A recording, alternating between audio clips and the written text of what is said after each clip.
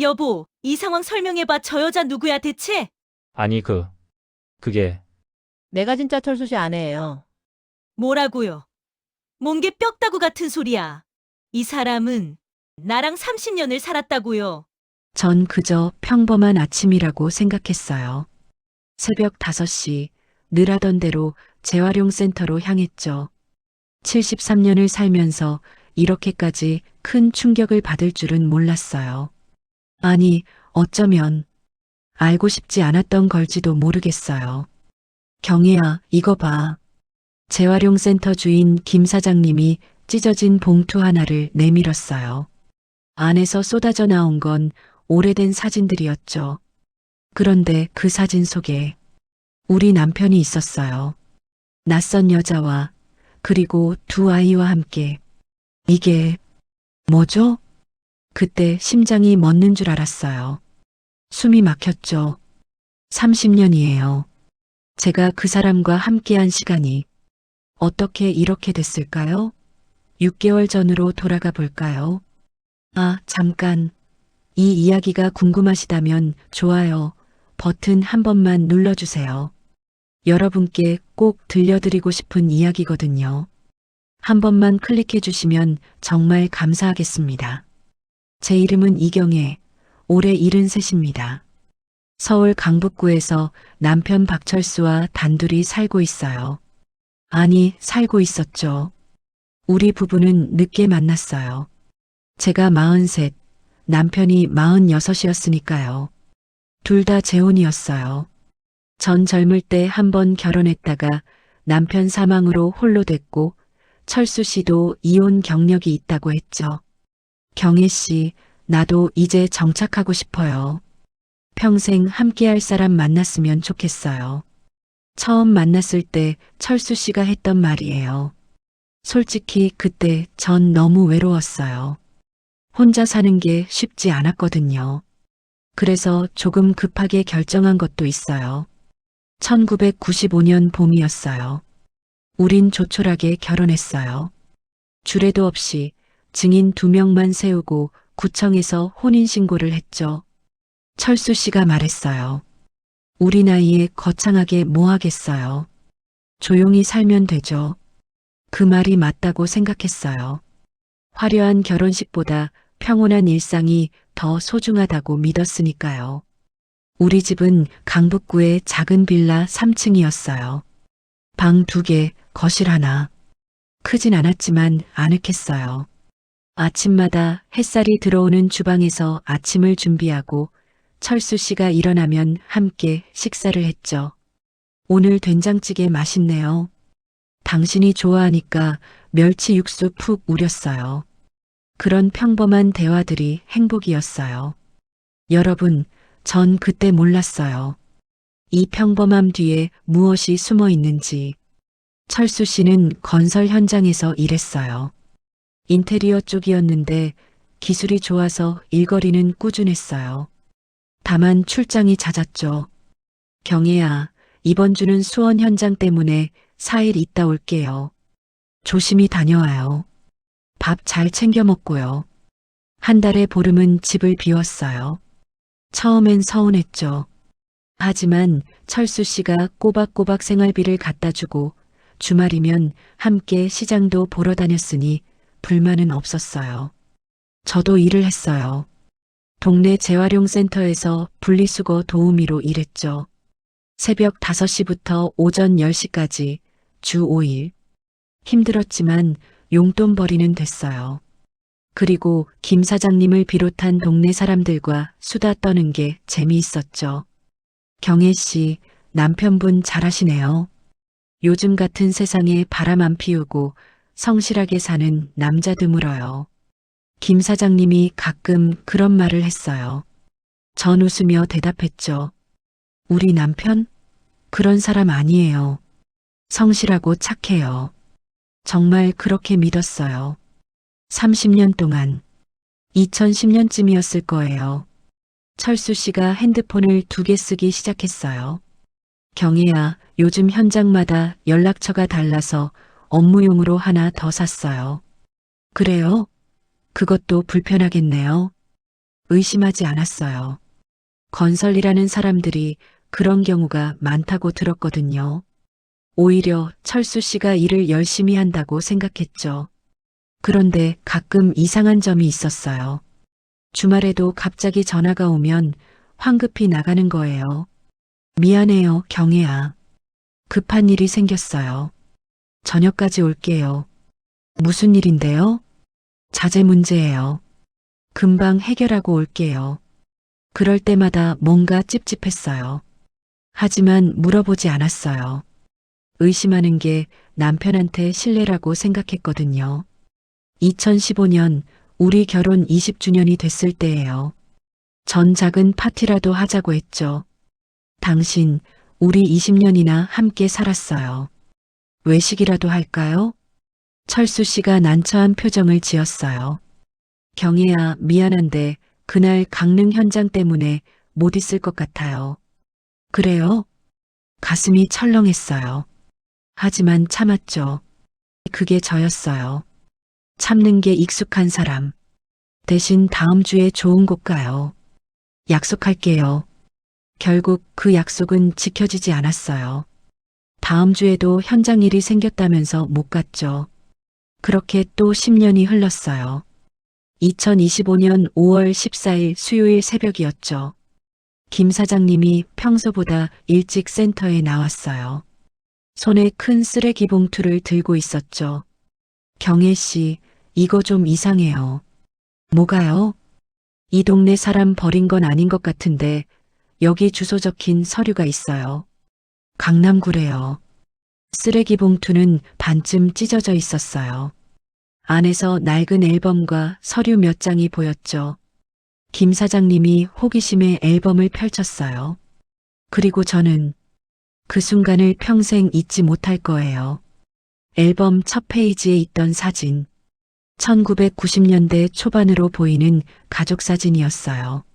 남자 한 명, 여자 한 명, 그리고 초등학생쯤 돼 보이는 남자아이와 여자아이. 남자는 박철수였어요. 우리 남편. 이게 누구예요? 김 사장님이 물었어요. 전 대답할 수 없었어요.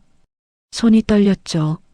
심장 박동 소리가 귀에 쿵쿵 울렸어요. 경혜 씨? 왜 그래요? 얼굴이 새하얘졌는데. 이 사람, 우리 남편이에요. 김 사장님도 놀란 표정이었어요. 우린 말없이 앨범을 계속 넘겼죠. 사진은 계속됐어요. 1992년, 1995년, 1998년. 날짜가 적혀 있었어요. 1995년. 그 해는 제가 철수 씨와 결혼한 해였어요. 그런데 사진 속 철수 씨는 그 여자와 아이들과 함께 놀이공원에 있었어요. 활짝 웃고 있었죠. 제 머릿속이 하얘졌어요. 이건 뭐죠? 이게 대체 봉투 안에 서류도 있었어요.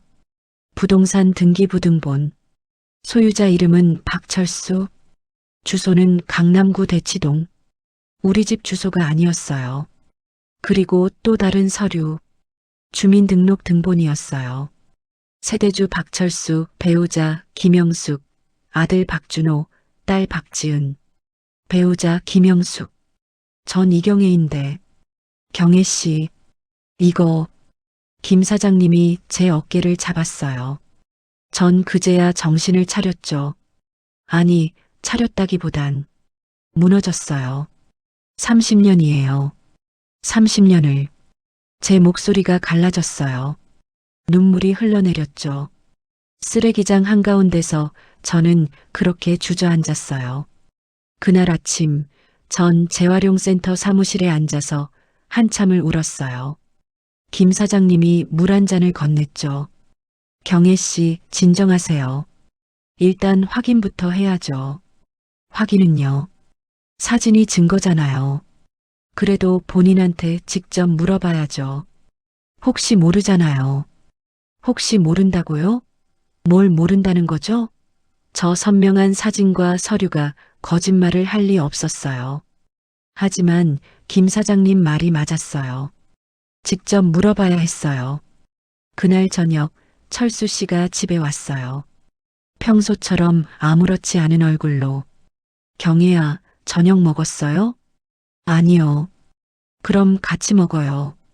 오늘 현장 일이 좀 힘들었는데 당신 얼굴 보니까 좋네요. 전 식탁에 앨범을 꺼내 놓았어요. 철수 씨의 표정이 굳어졌죠. 이게 어디서 났어요? 쓰레기 봉투에서 나왔어요. 우연히. 철수 씨가 앨범을 집어들었어요. 손이 떨리는 게 보였죠. 경혜야, 이건 당신 가족 맞죠? 부인이랑 아이들. 30년 동안 저한테 거짓말한 거죠?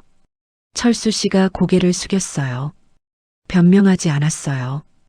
그게 답이었죠. 미안해요. 그 한마디뿐이었어요. 미안하다는 말로 끝이에요? 제 목소리가 떨렸어요. 분노보다는 허탈함이었어요. 30년이에요. 제가 당신이랑 30년을 살았어요. 그동안 당신은 저를 뭐라고 생각한 거예요? 철수 씨가 천천히 입을 열었어요. 영숙이랑은 1985년에 결혼했어요. 1985년. 제가 철수 씨를 만나기 10년 전이었어요. 아이들도 있고 강남에 집도 있었어요. 그런데 1990년대 중반에 사업이 어려워졌어요. 빚이 많았죠. 그래서요? 영숙이가 저한테 이혼하자고 했어요. 빚 때문에 힘들다고. 그래서 우리 법적으로 이혼했어요. 1994년에. 전 말없이 들었어요. 하지만 실제로 헤어진 건 아니었어요. 아이들도 있었고 집도 지켜야 했으니까. 그냥 서류상으로만 이혼한 거였죠. 그리고 당신을 만났어요. 제 가슴이 무너지는 소리가 들렸어요. 그러니까 당신은 처음부터 저한테 거짓말을 한 거네요. 진짜 부인은 따로 있는데 저는 뭐예요? 놀이였어요? 아니에요. 경혜 씨도 소중했어요. 진심이었어요. 진심이면 30년 동안 숨겨요? 진심이면 일주일에 반은 다른 여자한테 가 있어요? 철수 씨가 대답하지 못했어요. 할 말이 없었겠죠. 당신 출장 간다는 날들. 전부 그 집에 간 거죠? 네. 아이들 대학 보낸 것도, 결혼시킨 것도 다 그 집 일이었고요? 네. 여러분, 그때 제 심정이 어땠을 것 같으세요? 배신감? 분노? 그런 것들보다 더 큰 건 제 인생이 통째로 부정당한 기분이었어요. 나한테 쓴 돈은요? 생활비 준 거, 그건 뭐예요? 그건 제가 번 돈 중에서 나눠서요? 나한테도 그 집에도 저는 반쪽짜리 남편이랑 산 거예요? 전 울음이 터졌어요. 참으려고 했는데 참을 수가 없었어요. 당신이 어떻게 이럴 수 있어요? 철수 씨가 다가오려고 했어요. 전 손을 내저었죠. 가까이 오지 마세요. 당신 얼굴 보기 싫어요. 그날 밤 철수 씨는 집을 나갔어요. 어디로 갔는지 몰라요. 어쩌면 그 집으로 갔겠죠. 전 혼자 거실에 앉아 있었어요. 앨범을 계속 넘기면서 사진 속 철수 씨는 행복해 보였어요. 아이들을 안고 아내와 손을 잡고 놀이공원에서, 바닷가에서, 식당에서 제가 모르는 철수 씨의 인생이 거기 있었어요. 그리고 전 깨달았어요. 제가 살았던 30년은 철수 씨에게 진짜 인생이 아니었구나. 핸드폰이 울렸어요. 김 사장님이었죠. 경혜 씨, 괜찮아요? 잘 모르겠어요. 일단 자세한 조사를 해봐요. 혼인신고가 진짜 됐는지, 그 집 재산이 어떻게 되는지, 변호사 상담 받아봐야 해요. 변호사. 그 단어가 낯설었어요. 전 평생 법과 먼 삶을 살았거든요. 제가 뭘 할 수 있을까요? 당신 권리 찾아야죠. 30년 살았으면 사실혼 관계잖아요. 재산 청구할 수 있어요. 하지만 전 돈이 문제가 아니었어요. 제 30년이 거짓이었다는 게 그게 제일 아팠어요. 3일 후 저는 김 사장님과 함께 동네 법무사 사무실을 찾아갔어요. 젊은 변호사님이 제 이야기를 들었어요. 앨범과 서류도 확인하고요. 우선 혼인관계부터 확인해 봐야겠네요. 혹시 박철수 씨와 혼인신고하신 게 맞나요? 네, 1995년에 구청에서 했어요. 그럼 확인해 볼게요. 변호사님이 컴퓨터를 두드렸어요. 그리고 고개를 갸우뚱했죠. 이상하네요. 여기 박철수 씨 혼인관계 조회하면 배우자가 김영숙으로 나와요. 네. 1985년 결혼, 1994년 이혼, 그리고 2000년에 재혼으로 나와요. 김영숙 씨랑. 제 머리가 멍해졌어요. 그럼 저랑 한 혼인신고는요? 변호사님이 다시 확인했어요. 이경애 씨 이름으로는 혼인신고 기록이 없네요. 없다고요? 네. 박철수 씨와의 혼인신고 기록이 전산상 존재하지 않아요. 세상이 무너지는 소리가 들렸어요. 그럼 우리 결혼은 가짜였다는 거예요? 변호사님이 안타까운 표정을 지었어요. 법적으로는 혼인관계가 성립하지 않은 거죠. 하지만 30년 동거했으니 사실혼 관계는 인정받을 수 있어요. 김 사장님이 화가 난 목소리로 물었어요. 그럼 박철수란 인간이 처음부터 경혜 씨를 속인 거잖아요. 혼인신고하는 척만 하고 그럴 가능성이 높아 보이네요. 구청 간다고 하고 실제론 신고 안 했을 수도 있죠. 제 손이 떨렸어요. 분노가 치밀어 올랐죠. 그 사람이 저를 완전히 바보로 만든 거네요. 그날 저녁 저는 철수 씨에게 전화를 했어요. 받지 않았죠. 문자를 보냈어요. 당신 혼인신고 안 했죠? 나 완전히 속인 거죠? 맞나요? 이번 주 토요일 우리 집 앞 카페에서 다음날 답장이 왔어요. 미안합니다. 토요일에 만나죠. 토요일 오후 2시 동네 카페에서 철수 씨를 다시 봤어요. 많이 수척해져 있었어요. 앉으세요. 전 차갑게 말했어요. 더 이상 이 사람한테 정을 줄 생각이 없었거든요. 경혜 씨, 정말 미안해요. 미안하다는 말은 이제 지겹네요. 혼인신고 안 한 거 맞죠? 철수 씨가 고개를 끄덕였어요. 왜요? 왜 저한테 그런 거짓말을 했어요? 그때 영숙이랑 법적으론 이혼했지만 재산이 복잡했어요. 나중에 다시 합칠 생각이 있었고, 그래서 나는 이용당한 거예요? 당신 외로움 달래주는 도구였어요? 아니에요. 경혜 씨도 진심으로 좋아했어요. 사랑했어요. 사랑이 이래요? 사랑하면 30년 동안 거짓말해요? 사랑하면 다른 가족 몰래 또 다른 여자랑 살아요? 철수 씨가 아무 말도 못했어요. 당신 진짜 가족은 저쪽이죠. 강남에 사는 부인이랑 애들. 저는 뭐예요? 심심풀이였어요? 경혜 씨라고 부르지 마세요. 그럴 자격 없어요. 저는 가방에서 서류 봉투를 꺼냈어요. 변호사님이 준 사실혼 관계 입증 자료와 재산분할 청구 안내서였죠. 30년 살았으니 사실혼 인정된대요.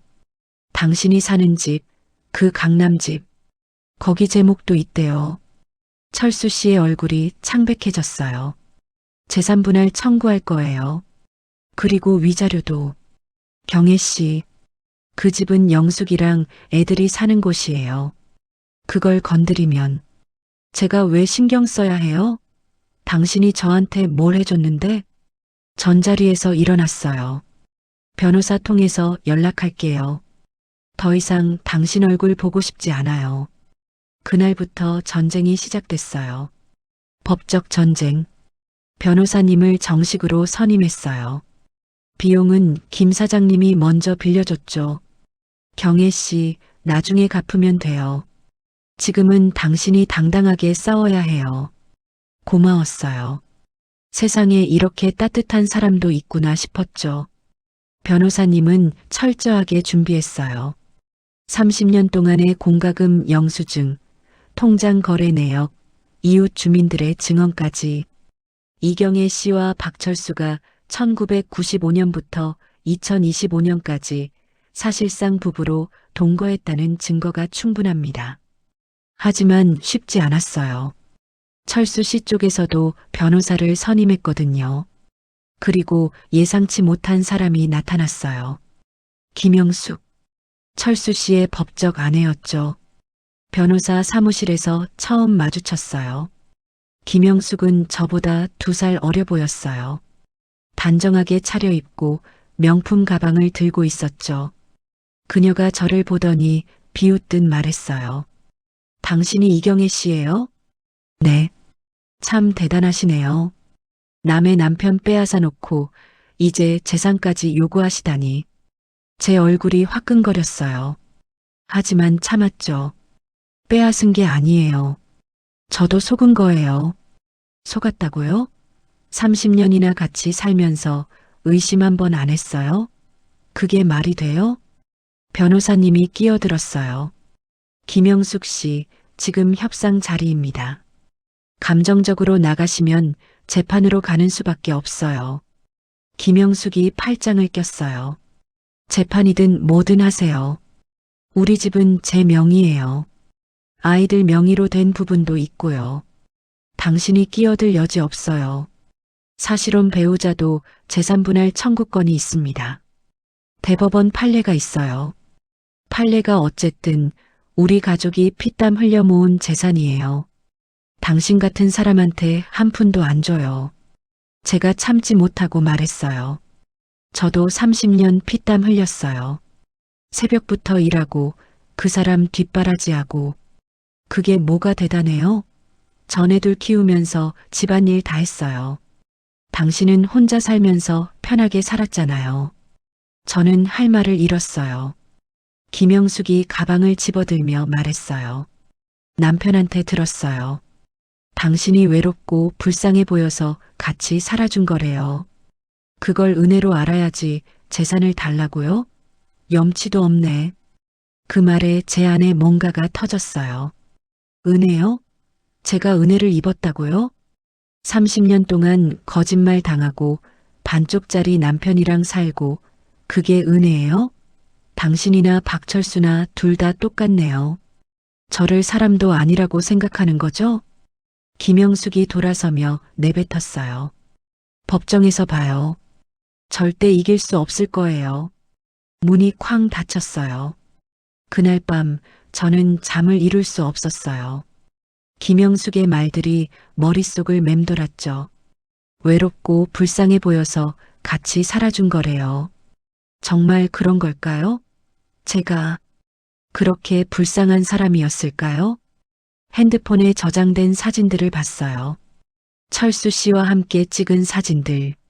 시장에서, 공원에서, 집에서 웃고 있는 제 모습이 너무 순진해 보였어요. 바보 같았어요. 정말 바보처럼. 새벽 3시 김 사장님한테 전화가 왔어요. 경혜 씨 아직 안 자요? 못 자겠어요. 나도요. 걱정돼서. 오늘 그 여자가 한 말 때문에 상처받았죠? 사장님, 경혜 씨, 당신 잘못 없어요. 속은 게 잘못이 아니에요. 믿은 게 잘못이 아니라고요. 그 말에 눈물이 왈칵 쏟아졌어요. 제가 너무 한심해요. 30년이나 속고 살다니. 아니에요. 당신은 성실하게 살았어요. 당당하게 사랑했고요. 잘못은 박철수란 인간이 한 거예요. 김 사장님의 목소리가 따뜻했어요. 이 싸움 끝까지 가요. 당신 권리 찾아야 해요. 돈 때문이 아니라 당신 인생이 헛되지 않았다는 걸 증명하는 거예요. 네, 감사해요. 전화를 끊고 저는 결심했어요. 절대 포기하지 않겠다고. 3주 후 첫 조정 기일이 잡혔어요. 법원 가족관계 조정실이었죠. 판사님 앞에 저, 변호사님, 그리고 반대편에 철수 씨와 김영숙, 그들의 변호사가 앉았어요. 판사님이 서류를 검토하며 물었어요. 박철수 씨, 이경혜 씨와 1995년부터 2025년까지 동거 사실이 맞습니까? 네. 혼인신고는 하지 않았고요. 네. 그때 사정이 복잡해서 판사님이 눈썹을 찌푸렸어요. 김영숙 씨와는 1994년 이혼 후 2000년 재혼하신 거 맞죠? 네. 그럼 1995년부터 2000년까지는 법적으로 독신 상태였는데 왜 이경혜 씨와 혼인신고를 하지 않으셨습니까? 철수 씨가 대답을 못했어요. 변명할 수 없었겠죠. 판사님이 한숨을 쉬었어요. 박철수 씨, 이건 명백한 중혼적 사실혼 관계입니다. 이경혜 씨의 재산분할 청구는 정당합니다. 김영숙이 벌떡 일어났어요. 판사님, 저희 집은 제가 30년 넘게 지켜온 거예요. 이 사람은 나중에 들어온 거고요. 앉으세요. 법적으로는 그렇게 보이지만 사실혼 배우자의 권리도 인정해야 합니다. 판사님이 조정안을 제시했어요. 강남 대치동 아파트는 시가 12억으로 평가됩니다. 박철수 씨가 30년간 두 가정을 유지했으니 이경혜 씨에게 2억 5천만 원의 재산분할과 위자료 5천만 원, 총 3억 원을 지급하는 것으로 조정하겠습니다. 3억? 큰 돈이었어요. 하지만 저는 돈보다 다른 게 중요했어요. 판사님, 제가 손을 들었어요. 제가 한 가지만 물어봐도 될까요? 네, 말씀하세요. 저는 철수 씨를 똑바로 봤어요. 당신 저를 사랑한 적 있어요? 단 한 번이라도? 법정이 조용해졌어요. 철수 씨가 고개를 숙였죠. 대답해 보세요. 30년 동안 저랑 살면서 진심으로 절 사랑한 적 있느냐고요. 철수 씨가 떨리는 목소리로 말했어요. 있었어요. 처음엔 진짜로 좋았어요. 경혜 씨가 따뜻하고 착해서. 그럼 왜 배신했어요? 왜 끝까지 거짓말했어요? 미안해요. 정말 미안해요. 저는 더 이상 듣고 싶지 않았어요. 변호사님을 봤죠. 조정안 받아들일게요. 3억 받고 끝내요. 2개월 후 조정조서가 확정됐어요. 철수 씨는 3억 원을 제 계좌로 보냈고 우리는 완전히 남이 됐죠. 그 돈으로 저는 강북구에 작은 원룸을 계약했어요. 15평짜리 작은 집이었지만 온전히 제 공간이었어요. 짐을 정리하면서 철수 씨와 살던 집의 물건들을 봤어요. 함께 산 식기, 이불, 액자들 다 버렸어요. 하나도 가져가고 싶지 않았거든요. 그리고 새 출발을 했죠. 김 사장님이 제안했어요. 경혜 씨, 돈 좀 생겼으니까 뭐 해보는 거 어때요? 재활용센터만 할 거예요? 무슨 일을요? 카페 같은 거, 작은 거. 나도 투자 좀 할게요. 우리 같이 해봐요. 처음엔 망설였어요. 73살에 무슨 카페냐고요.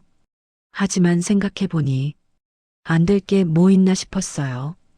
해볼까요? 정말로? 당연하죠. 우리 동네 어르신들 모일 곳 없잖아요. 커피도 싸게 팔고 편하게 쉴 수 있는 곳. 그렇게 경인의 쉼터라는 작은 카페를 열었어요. 재활용센터 옆 골목, 10평짜리 작은 공간이었죠. 인테리어는 심플하게 했어요. 나무 테이블 4개, 의자 12개. 벽에는 제가 좋아하는 꽃 그림들을 걸었고요. 메뉴는 간단했어요. 아메리카노 2,000원, 라테 2,500원, 토스트 3,000원. 동네 어르신들이 부담 없이 오실 수 있게요. 오픈한 지 일주일 만에 단골이 생겼어요. 재활용센터에서 일하던 분들, 동네 할머니들, 혼자 사시는 할아버지들. 경혜 씨, 여기 커피 맛있어요. 그리고 뭔가 편해요. 편하다니요? 말 안 해도 알아주잖아요. 그냥 앉아 있어도 되고, 말 걸어도 되고, 그 말이 기뻤어요. 제가 누군가에게 위로가 되는구나 싶어서요. 카페를 운영하면서 여러 사람들을 만났어요. 다들 각자의 사연이 있었죠. 78살 박순자 할머니는 남편한테 평생 맞고 살다가 70살에 이혼하신 분이었어요. 경혜 씨도 고생했네요. 나도 비슷해요. 늦게라도 벗어난 게 다행이에요. 맞아요. 늦었다고 생각할 때가 제일 빠른 때래요. 65살 최영희 씨는 자식들한테 버림받고 혼자 사시는 분이었어요. 애들이 다 시집 장가 가더니 연락도 안 해요. 명절에도 안 와요. 그래도 영희 씨는 건강하시잖아요.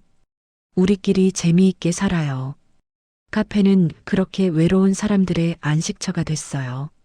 매일 오후 2시쯤 되면 테이블이 다 찼죠.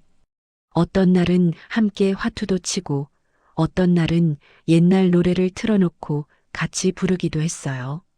내 나이가 어때서 아직 정정해. 웃음소리가 끊이지 않았어요. 6개월쯤 지났을 때 뜻밖의 사람이 카페를 찾아왔어요. 철수 씨였죠. 문을 열고 들어서는 그를 보고 전 잠시 굳었어요. 손님들도 눈치를 챘는지 조용해졌죠. 경혜 씨, 잠깐 얘기 좀 할 수 있을까요? 여기선 안 돼요. 밖으로 나가요. 우린 카페 앞 골목길로 나갔어요. 철수 씨는 많이 늙어 보였어요. 6개월 사이에 머리가 더 휘어졌고 허리도 굽은 것 같았죠. 무슨 일이에요? 그냥 당신 어떻게 사는지 궁금해서요. 보다시피 잘 살아요. 이제 가세요. 경혜아. 경혜 씨라고 했죠? 당신이 그렇게 부를 자격 없어요. 철수 씨가 한숨을 쉬었어요. 미안해요. 정말 평생 후회하며 살 거예요. 후회는 당신이 알아서 하세요. 나한테 와서 할 얘기 아니고요. 영숙이랑 헤어졌어요. 저는 놀라지 않았어요. 예상했거든요. 재산 때문에 싸웠어요. 당신한테 3억 준 것 때문에 결국 이혼했어요. 그래서요? 제가 동정해 주길 바라는 거예요? 아니에요. 그냥 당신한테 미안하다고 말하고 싶었어요. 당신이 옳았어요. 나는 평생 거짓말쟁이로 살았어요. 저는 철수 씨를 가만히 봤어요. 한때 사랑했던 사람. 하지만 이제는 아무 감정도 들지 않았어요. 당신 인생이에요. 당신이 책임져야죠. 나한테 와서 용서 구하지 마세요. 난 이미 당신 없이도 잘 살고 있어요. 철수 씨가 고개를 끄덕였어요. 그래요. 잘 사세요. 건강하고요. 그는 돌아서서 걸어갔어요. 저는 그 뒷모습을 보며 생각했죠. 안녕, 박철수. 이제 정말 안녕이에요. 그날 이후로 철수 씨는 다시 나타나지 않았어요. 어디서 어떻게 사는지 모르겠어요. 궁금하지도 않고요. 저는 제 일상에 집중했어요. 아침 6시에 일어나서 카페 문을 열고 손님들을 맞이하고 저녁 7시에 문을 닫는 평범한 하루. 하지만 그 평범함이 얼마나 소중한지 이제는 알아요. 어느 날 오후 단골 손님 중 한 분이 말했어요. 경혜 씨, 표정이 많이 밝아졌어요. 처음 봤을 땐 뭔가 그늘이 있었는데 지금은 환하네요. 그래요? 제가요? 네. 뭔가 자유로워 보여요. 자유. 맞아요. 저는 이제 자유로웠어요. 30년 동안 저를 묶고 있던 거짓말에서, 배신에서, 상처에서 벗어났죠. 김 사장님이 커피를 마시며 말했어요. 경혜 씨, 우리 카페 장사 잘 되네요. 이번 달 수익 좀 남았어요. 정말요? 다행이다. 이 돈으로 뭐 하고 싶은 거 있어요? 저는 잠시 생각했어요. 손주들, 만나보고 싶어요. 제게도 손주가 있었어요. 먼 친척 조카의 아이들이었는데 한동안 연락을 못했거든요. 철수 씨 문제로 정신이 없어서요. 그럼 연락해봐요. 여기로 초대하고요. 다음 주 조카와 조카 손주들이 카페에 왔어요. 7살, 5살 두 아이였죠. 고모 할머니. 아이들이 제게 안겼어요. 그 따뜻함이 너무 좋았어요. 여기가 고모 할머니 가게예요? 응, 할머니가 만든 카페야. 우와, 멋지다. 아이들이 카페를 돌아다니며 신기해했어요. 그 모습을 보면서 저는 깨달았어요. 인생은 끝난 게 아니구나. 새로 시작할 수 있구나. 1년이 지났어요. 2026년 여름이었죠. 카페는 동네 명소가 됐어요. 지역 신문에도 소개됐고 가끔 젊은 사람들도 찾아왔어요. 여기 70대 할머니가 운영하는 카페래요. 커피도 싸고 분위기도 좋대요. 젊은 손님들이 와서 사진도 찍고 SNS에도 올렸어요. 전 그런 게 신기했죠. 요즘 젊은 사람들은 이런 걸 좋아하나 봐요. 김 사장님이 웃었어요. 진짜가 통하는 거죠. 경혜 씨가 진심으로 운영하니까. 어느 날 한 젊은 여성이 혼자 카페에 왔어요. 구석 자리에 앉아서 한참을 울고 있었죠. 저는 커피 한 잔을 가져다 줬어요. 괜찮으세요? 아, 네. 죄송해요. 괜찮아요. 여기선 울어도 돼요.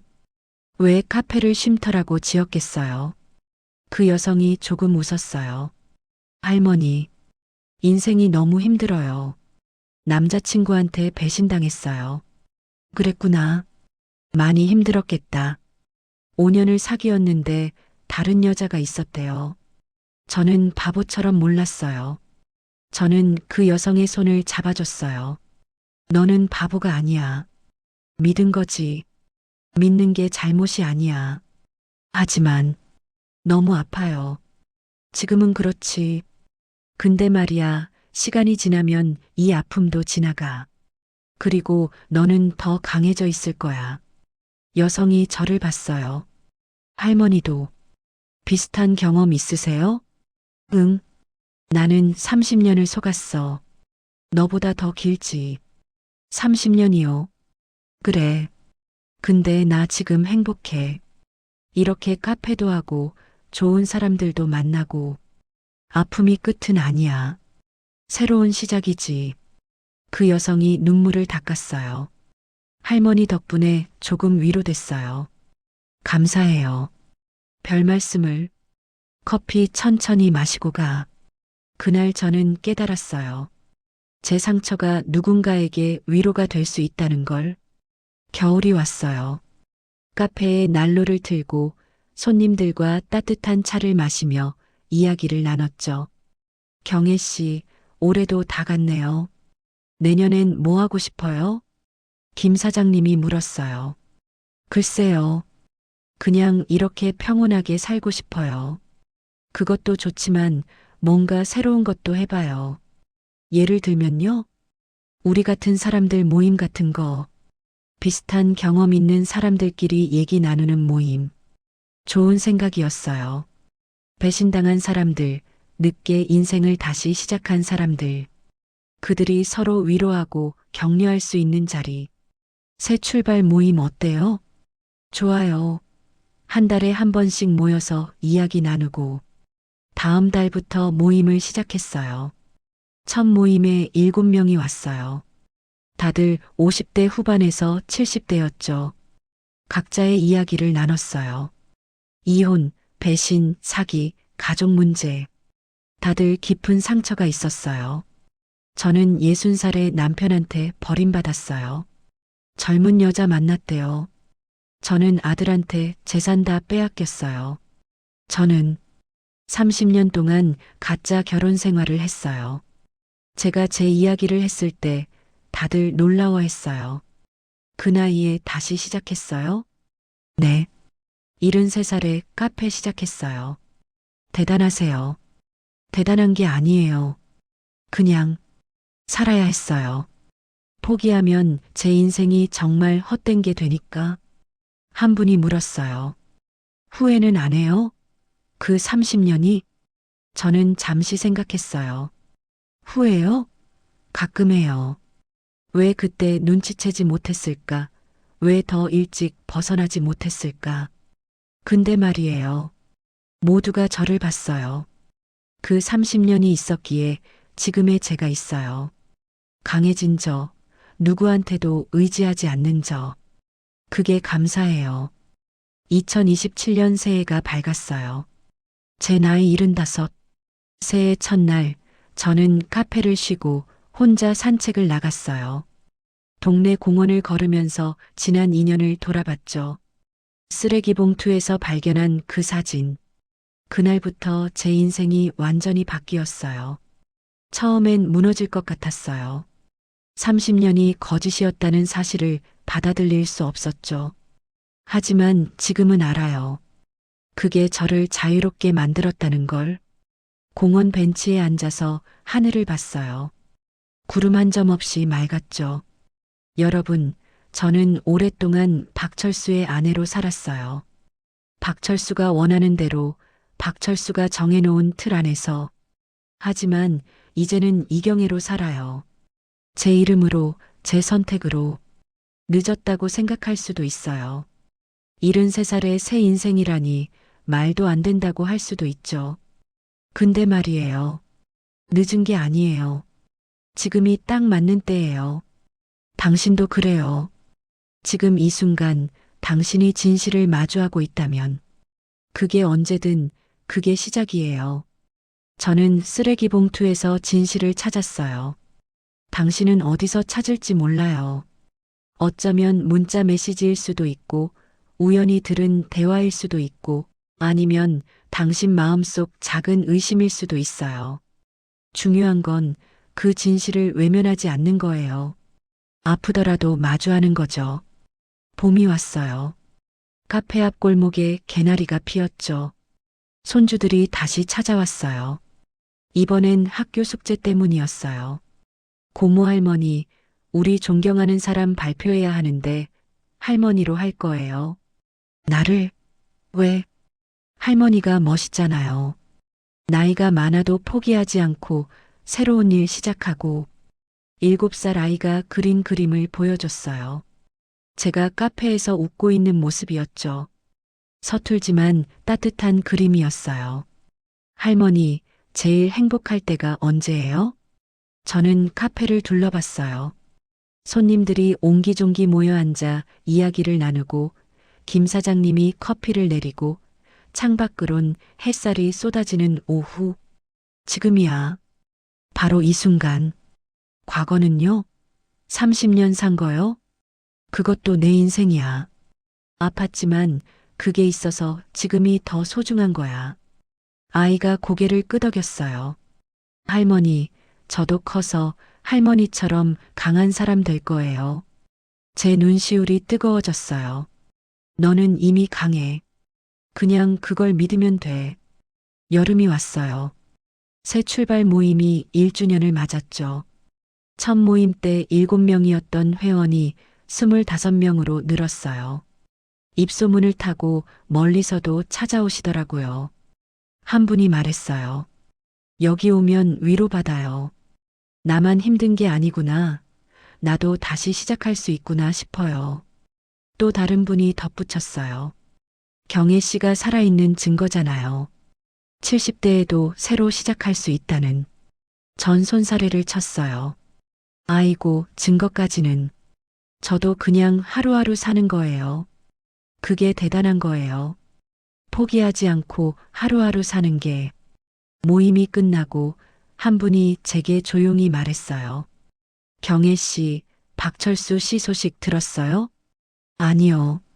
왜요? 요양병원에 입원했대요. 뇌졸중으로. 제 마음속에 잔물결이 일었어요. 하지만 큰 파도는 아니었죠. 그러셨군요. 면회 갈 거예요? 저는 고개를 저었어요. 아니요. 그 사람 인생은 그 사람 거예요. 저랑은 이미 끝났어요. 미련은 없어요? 미련이요? 한때는 그 사람이 제 전부였어요. 근데 이제는 그냥 지나간 사람이에요. 정말 그랬어요. 더 이상 철수 씨가 제 마음을 흔들지 못했어요. 가을이 왔어요. 카페 앞 은행나무가 노랗게 물들었죠. 어느 날 저녁 문을 닫으려는데 젊은 남자가 들어왔어요. 죄송한데 혹시 이경애 씨 맞으세요?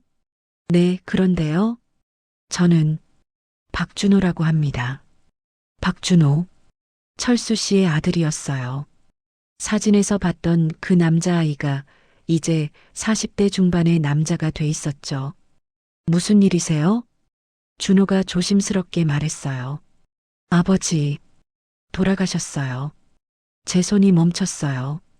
심장이 한번 쿵 했지만 눈물은 나오지 않았어요. 그러셨군요. 조에 표합니다. 할머니. 아버지가 마지막에 할머니 얘기를 많이 했어요. 저를요? 네. 자기 인생 최대의 후회가 할머니한테 한 일이라고. 진심으로 사랑했는데 비겁하게 숨기고 살았다고. 할머니한테 사과하고 싶었대요. 근데 용기가 없었다고. 저는 창밖을 봤어요. 석양이 지고 있었죠. 용서해 주실 수 있어요? 준호의 눈이 간절했어요. 저는 천천히 말했어요. 용서요. 제가 할 수 있는 건 아닌 것 같아요. 네. 당신 아버지가 저한테 한 일은 당신 아버지가 책임져야 하는 거예요. 제가 용서한다고 그 책임이 없어지는 게 아니에요. 준호가 고개를 숙였어요. 하지만 말이에요. 제가 이어서 말했어요. 저는 이제 화가 나지 않아요. 원망도 안 해요. 그냥 그런 일이 있었구나. 그렇게 생각해요. 그럼 당신 아버지 인생은 당신 아버지가 사는 거예요. 저는 제 인생을 살고요. 그게 답인 것 같아요. 준호가 눈물을 닦았어요. 감사합니다. 할머니께서 이렇게 평온하게 사신다니. 아버지도 조금은 마음 편히 가셨을 것 같아요. 그가 돌아서 나갔어요. 문이 닫히고 저는 혼자 카페에 앉아 있었죠. 박철수가 죽었구나. 그 사실이 실감나지 않았어요. 한때 제 전부였던 사람이 이제 세상에 없다니. 하지만 슬프지는 않았어요. 그저 인생의 한 장이 넘어간 기분이었어요. 2028년 봄 제 나이 76이 됐어요. 카페는 3주년을 맞았죠. 단골 손님도 더 늘었고 동네 사람들의 사랑방이 됐어요. 김 사장님이 말했어요. 경혜 씨, 우리 지점 하나 더 낼까요? 지점이요? 네. 옆 동네에서도 이런 카페 만들어 달라고 연락 왔어요. 웃음이 나왔어요. 제 나이에 사업 확장이라니. 근데 해볼까요? 진짜요? 왜 안 돼요? 할 수 있는 데까지 해보는 거지. 그렇게 경연의 쉼터 2호점이 생겼어요. 이번엔 젊은 청년 한 명을 매니저로 고용했죠. 할머니, 제가 잘 배워서 할머니처럼 따뜻한 공간 만들겠습니다. 고마워요. 우리 함께 만들어가요. 어느 날 지역 신문 기자가 인터뷰를 요청했어요. 이경애 씨의 인생 역전 스토리를 쓰고 싶습니다. 역전이라니요? 73살에 새 인생을 시작하신 거잖아요. 독자들한테 희망이 될 것 같아요. 인터뷰 중에 기자가 물었어요. 가장 힘들었을 때가 언제였나요? 진실을 알았을 때요. 30년이 거짓이었다는 걸 알았을 때. 어떻게 견뎠어요? 저는 잠시 생각했어요. 견딘 게 아니에요. 그냥 하루를 살았어요. 오늘만 살자, 오늘만 버티자. 그렇게 하루하루 보내다 보니 어느새 여기까지 왔더라고요. 후배들에게 해주고 싶은 말이 있으세요? 후배라니, 전 나이가 많은데요. 아니요, 인생의 후배들이요. 아, 그럼 이 말 해주고 싶어요. 늦었다고 생각할 때가 가장 빠를 때라고. 지금 이 순간이 당신 인생에서 가장 젊은 순간이에요. 기사가 나간 후 많은 사람들이 카페를 찾아왔어요. 멀리서도 오시더라고요. 신문 보고 왔어요. 할머니 이야기 듣고 용기 얻었어요. 저도 다시 시작하려고요. 할머니 보면서 배웠어요. 그럴 때마다 저는 생각했어요. 제 상처가 누군가에게 희망이 되는구나. 어느 여름날 저녁, 저는 카페 테라스에 혼자 앉아 있었어요. 하늘에 별이 총총 떠올랐죠. 시원한 바람이 불었고요. 지난 3년을 돌아봤어요. 쓰레기 봉투에서 시작된 이야기.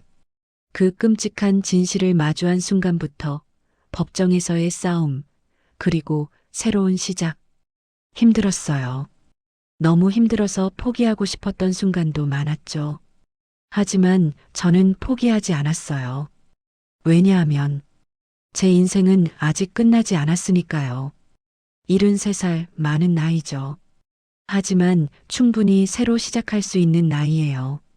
여러분도 그래요. 지금 당신이 몇 살이든 어떤 상황이든 당신 인생의 주인은 당신이에요. 남편도 아내도 자식도 아니에요. 오직 당신. 그걸 깨닫는 순간 모든 게 달라져요. 저는 30년 동안 박철수의 2호 부인으로 살았어요. 하지만 이제는 이경애로 살아요. 당당하게, 떳떳하게. 누구한테도 숨기지 않고 누구한테도 눈치 보지 않아요. 그게 얼마나 자유로운지 몰라요. 핸드폰에 메시지가 왔어요. 조카였죠. 고모, 다음 주에 애들 데리고 갈게요. 애들이 고모 카페 가고 싶대요. 웃음이 났어요. 그래, 오렴. 맛있는 거 만들어 놓을게. 손주들의 웃음소리가 벌써 들리는 것 같았어요. 저는 자리에서 일어나 카페 안으로 들어갔어요. 내일 준비할 게 많았거든요. 빵도 구워야 하고, 과일도 다듬어야 하고, 테이블도 정리해야 했어요. 바쁘게 사는 게 좋아요. 그래야 쓸데없는 생각 안 하거든요. 그리고 무엇보다 제가 누군가에게 필요한 사람이라는 게 느껴져서 좋아요. 밤 11시 불을 끄고 집으로 돌아가는 길이었어요. 골목길을 걸으며 하늘을 올려다봤죠. 달이 밝았어요. 30년 전 철수 씨와 처음 만났을 때도 이런 밤이었어요.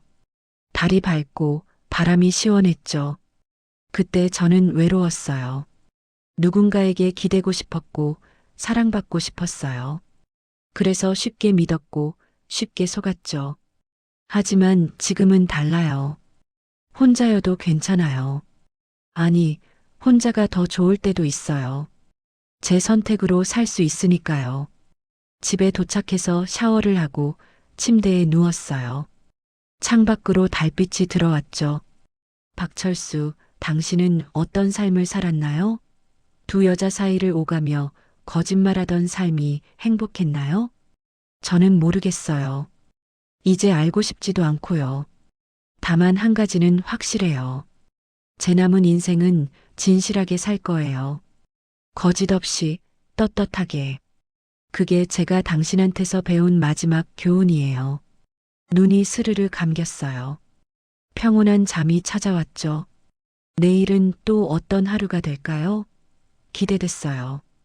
다음 날 아침, 저는 평소처럼 6시에 일어났어요.